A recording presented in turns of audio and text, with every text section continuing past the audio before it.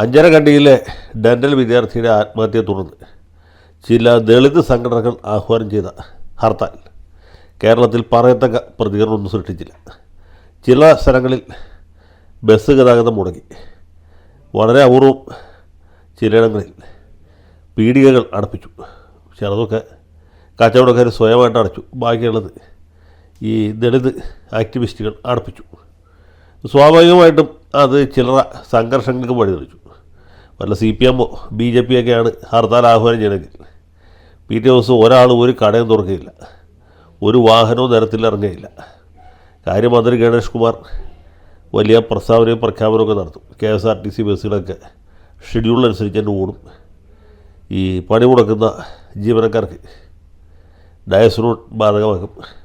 ഓരോ ബസ്സിനും പോലീസ് സംരക്ഷണം ഏർപ്പെടുത്തും എന്നൊക്കെ.